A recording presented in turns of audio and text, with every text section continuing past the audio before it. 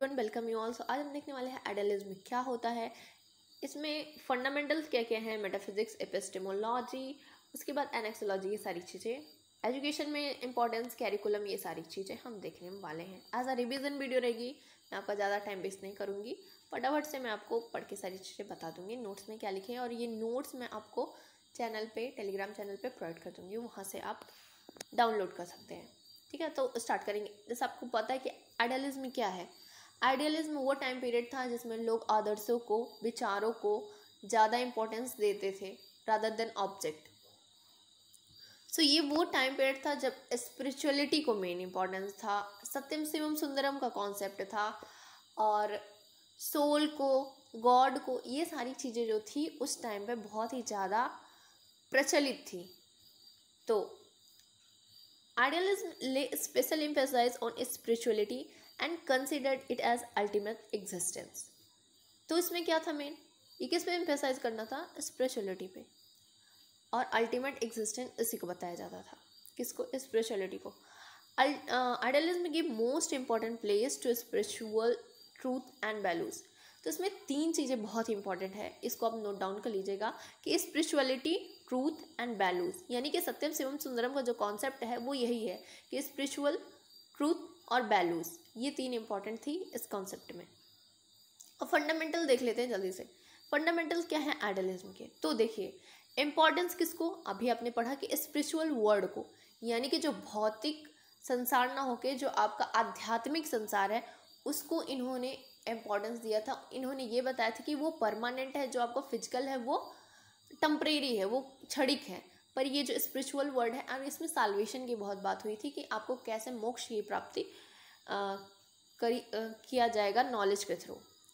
Next जो है importance of ideas. Ideas का इंपॉर्टेंस, आपके विचारों का, उस समय जिसके विचार जितने ही उच्च होते थे उसका इंपॉर्टेंस उतना ही ज़्यादा था, तो इसका जो फंडामेंटल था वो आइडिया था।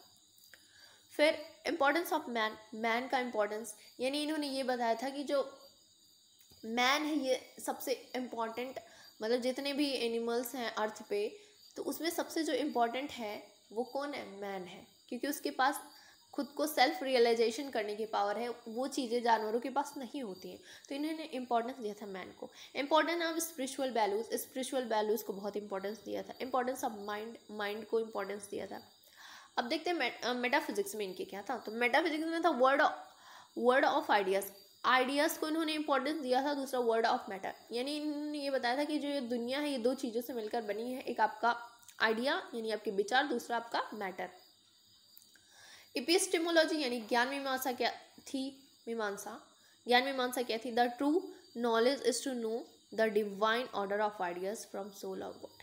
तो नॉलेज का बेस क्या था उस टाइम पे, तो बेस ऑन सेंस ऑर्गन, यानी सेंस ऑर्गन से नॉलेज ले सकते हैं, ओपिनियन से, बेस्ड ऑन ओपिनियन, किसी के ओपिनियन के बेस पे, या फिर थिंकिंग के बेस पे, एब्स्ट्रैक्ट थिंकिंग के बेस पे। सो ये था एक्सियोलॉजी, यानी कि आपके एथिक्स क्या थे।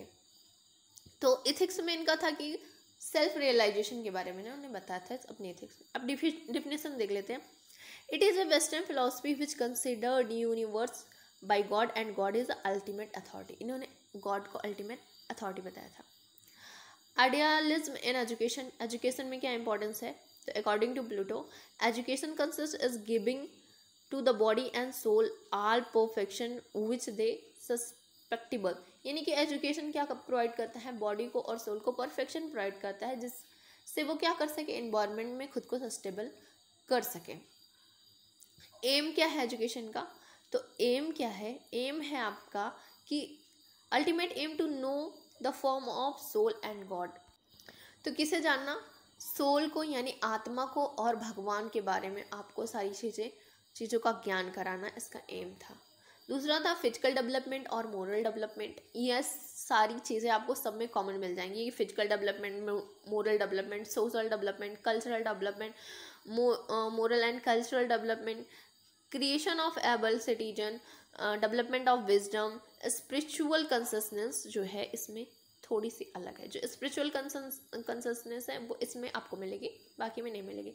Physical, mental, social, cultural, moral, ये सारी चीज़ें आपको हर जगह मिल जाएगी। ठीक है, तो ये जब भी एम ऑफ एजुकेशन आएगा, ये आइडियलिज्म का हो गया, प्रैग्मेटिज्म का हो गया, नेचुरलिज्म या रियलिज्म, किसी में भी आप लिख सकते हैं ये सारी चीज़ें। कैरिकुलम, तो इन्होंने क्या दिया था, इन्होंने ज्योग्राफी को इम्पोर्टेंस दिया था, मैथ को और साइंस को, और इनके जो था उसमें योग दर्शन भी था, है ना।